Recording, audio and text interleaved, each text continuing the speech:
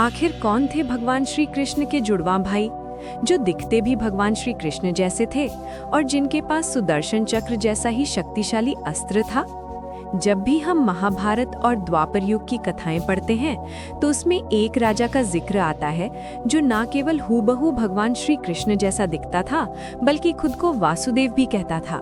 ये एक ऐसा राजा था जिसके पास भगवान श्री कृष्ण जैसा शक्तिशाली सुदर्शन चक्र, कौस्तुभ मणि और मोरपंख भी हुआ करता था।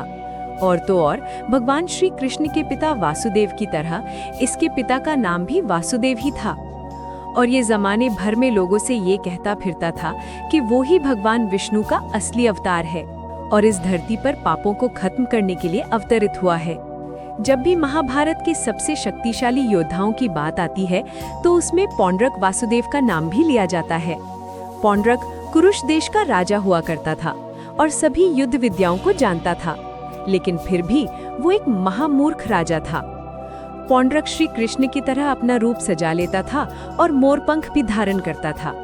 उसके पास भगवान श्री कृष्ण के जैसी नकली बांसुरी हुआ करती थी और तो और वो भगवान श्री कृष्ण को बहुरूपिया ग्वाला कहता था और खुद को असली श्री कृष्ण और नारायण अवतार। अगर हम विष्णु पुराण के पंचम खंड के 34वें अध्याय को खोलकर देखेंगे तो हमें पता चलेगा कि एक बार पौंड्रक ने भगवान श्री कृष्ण को धमकाने के लिए अपना दूत भेजा। दूत भगवान श्री कृष्ण की नगरी द्वारिका में संदेश लेकर पहुंचा। द्वारिका में उस दूत का बहुत ही आदर सत्कार किया गया और उसे पूरा सम्मान दिया गया।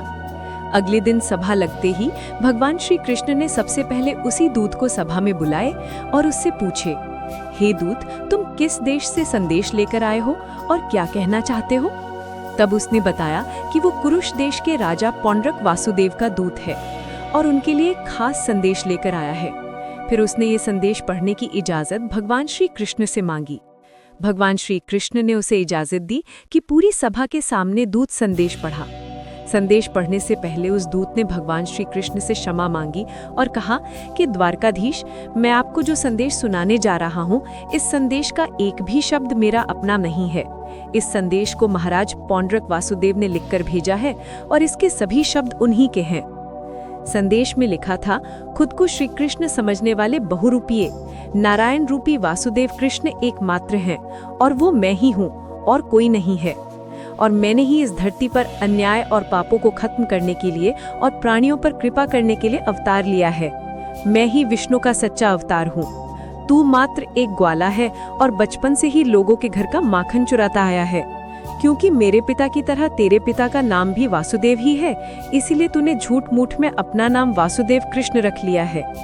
अब तक जो तूने मूर्खता की है उसे त्याग दे और जो तूने लोगों को भ्रमित करने के लिए मेरे जैसा सुदर्शन चक्र, शंख, मोरपंख और मुरली धारण की है, उसे मुझे सौंप दे और चुपचाप मेरी शरण में आ जा।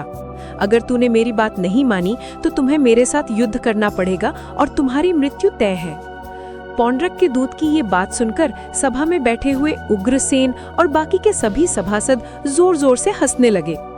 उसके बाद भगवान श्री कृष्ण ने दूत से कहा, हे दूत, तुम जाकर अपने राजा से मेरी ओर से ये कह देना कि तुम सबसे बड़े मूर्ख हो और मैं अपने सुदर्शन चक्र, शंख और मेरी पहचान चिन्हों को कदापि नहीं छोड़ूंगा और ना ही मैं तुमसे युद्ध करने से डरता हूँ। भगवान श्री कृष्ण का ये तिरस्कार पूर्ण संदेश लेकर पौंड्रक का दूत अपने राज्य कुरुश प्रदेश वापस आया और अपने राजा के पास आकर भगवान श्री कृष्ण का संदेश उसे सुना दिया। अब पौंड्रक के पापों का घड़ा भर चुका था। उसके पापों का अंत करने के लिए भगवान श्री कृष्ण ने गरुड़ का आवाहन किया और गरुड़ देव पर सवार होकर अपनी विशाल सेना के साथ काशी की नगरी की तरफ कूच करने की तैयारी की। क्योंकि उस समय कुरुश देश का राजा, खुद को असली देव बताने वाला पौंड्रक, वहीं अपने मित्र काशी के राज्य में ही रहा करता था। तो भगवान श्री कृष्ण ने काशी की सीमा पर पहुंचकर द्वारिका की सेना को काशी नगरी पर आक्रमण करने का आदेश दिया। पौंड्रक ने जैसे ही भगवान श्री कृष्ण के विशाल सेना के आक्रमण का समाचार सुना, उसने भी अपनी 2 अक्षौहिणी सेना के साथ मिलकर नगर के बाहर युद्ध के लिए कूच किया। काशी का राजा तो पहले से ही राजा पौंड्रक का मित्र था, तो उसे भी उसकी सहायता के लिए अपनी 3 अक्षौहिणी सेना के साथ भगवान श्री कृष्ण के सामने युद्ध करने के लिए आना पड़ा। जब भगवान श्री कृष्ण और पौंड्रक का आमना सामना हुआ, तब श्री कृष्ण ने पौंड्रक को देखा पौंड्रक का केवल रंग रूप कदकाठी बल्कि उसका पहनावा भी खुद भगवान श्री कृष्ण की तरह था। हर कोई कह रहा था कि ये दोनों के दोनों जुड़वा भाई हैं। श्री कृष्ण की तरह ही पौंड्रक ने भी अपने हाथों में शंख, चक्र, गदा, तलवार, सारंग, धनुष, मोर पंख सभी को धारण किया हुआ था। और केवल इतना ही नहीं, श्री कृष्ण की तरह पौंड्रक ने भी कौस्तुभ मणि और वर्णमाला भी धारण की हुई थी। इसका सीधा अर्थ था कि उसने खुद को श्री कृष्ण की तरह बनाने की कोई भी कसर नहीं छोड़ी थी। दोनों पक्षों की सेना आमने सामने थी। जब पौंड्रक को कुछ भी न सूझा तो उसने द्वारिका की सेना को बहकाने का प्रयास किया। उसने द्वारिका की सेना को कहा कि सैनिकों, तुम जिस बहुरूपीय कृष्ण की तरफ लड़ने के लिए आए हो वो तो वास्तव में एक बहुरूपीय और छलिया है। ये बचपन से ही सबको छलता आया है। तुम सब इसका साथ त्याग दो और मेरी तरफ से युद्ध करो।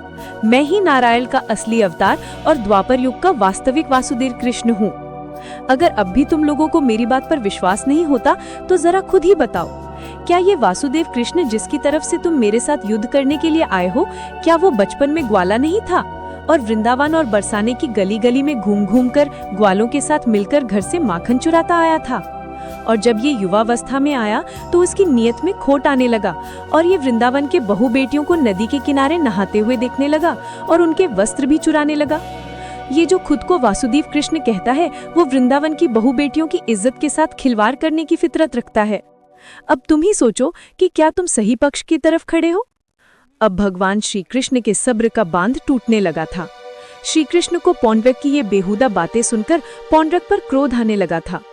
उन्होंने पौंड्रक से कहा, अरे मूर्ख, अब तो चुप हो जा, क्योंकि तेरे पापों का घड़ा भर चुका है और अब भी तू नहीं संभला तो मैं तेरा अंत कर दूंगा। लेकिन वो कहते हैं ना, विनाश काले विपरीत बुद्धि। तो पौंड्रक का भी यही हाल था। इतने पर ही पौंड्रक चुप न हुआ और जोर जोर से हंसने लगा और कहने लगा, अरे कृष्ण, तू तो केवल एक ग्वाला है। तेरे अंदर इतनी शक्ति कहाँ है कि तुम मुझे मार सके? और मेरे सुदर्शन चक्र को चुराकर तुम मुझ पर ही वार करना चाहते हो और खुद को बलवान साबित करना चाहते हो। तू तो रण छोड़ और कायर है। अगर तुझ में सच्चा बल है तो मेरा सुदर्शन चक्र मुझे वापस कर और फिर मेरे साथ युद्ध करने के लिए खड़ा हो। अब जब पौंड्रक ऐसी ही मूर्खतापूर्ण बातें कर रहा था, श्री कृष्ण ने बहुत देर तक खुद को संयम में रखा और फिर द्वारिका की सेना और पौंड्रक की सेना के बीच भयंकर युद्ध शुरू हो गया। इस युद्ध में न केवल सेनाओं का अंत हुआ बल्कि काशी के राजा भी बलराम के हाथों मृत्यु को प्राप्त हुए और अंत में केवल पौंड्रक ही बचा। तब श्री कृष्ण ने पौंड्रक से कहा, पौंड्रक, तुम अब तक मुझसे मेरा सुदर्शन चक्र वापस मांग रहे थे ना, तो ये लो, मैं तुम्हें तुम्हारा सुदर्शन चक्र वापस करता हूँ। और ऐसा कहकर भगवान श्री कृष्ण ने अपने सुदर्शन चक्र का आवाहन किया और पौंड्रक की तरफ छोड़ दिया। पौंड्रक अब भी मूर्ख ही बना हुआ था। उसने सोचा कि ये सुदर्शन चक्र उसकी उंगली में आकर रुक जाएगा और उसने अपनी उंगली ऊपर उठा ली ताकि वो भगवान श्री कृष्ण की तरह सुदर्शन चक्र को अपनी उंगली में धारण कर सके। लेकिन जैसे ही सुदर्शन चक्र उसकी उंगली में समाने लगा तो सुदर्शन चक्र का आकार बढ़ने लगा। बढ़ते बढ़ते सुदर्शन चक्र के भीतर ही पौंड्रक खुद समा गया और इस तरह श्री कृष्ण ने पापों का घड़ा भरने पर पौंड्रक का अंत कर दिया। और पौंड्रक का अंत करने के बाद भगवान श्री कृष्ण का सुदर्शन चक्र वापस भगवान श्री कृष्ण की उंगली में आकर उनकी शोभा बढ़ाने लगा। तो देखा आपने कैसे एक समय के बाद जब पापों का घड़ा भर जाता है तो खुद ईश्वर ही पापों का अंत करने के लिए अपना रौद्र रूप धारण करते हैं। इससे आप समझ ही गए होंगे कि आखिर पौंड्रक कौन था, लोग उसे भगवान श्री कृष्ण का जुड़वा भाई क्यों कहते थे और किस तरह भगवान श्री कृष्ण ने उसका अंत किया। अगर आपको हमारी ये खास जानकारी या वीडियो अच्छी लगी है तो इस वीडियो को लाइक कीजिए, हमारे चैनल लाइफ मिरर को सब्सक्राइब कीजिए और ज्यादा से ज्यादा शेयर भी कीजिए। तो मिलेंगे अगली बार एक नई खास वीडियो के साथ। जय श्री कृष्णा।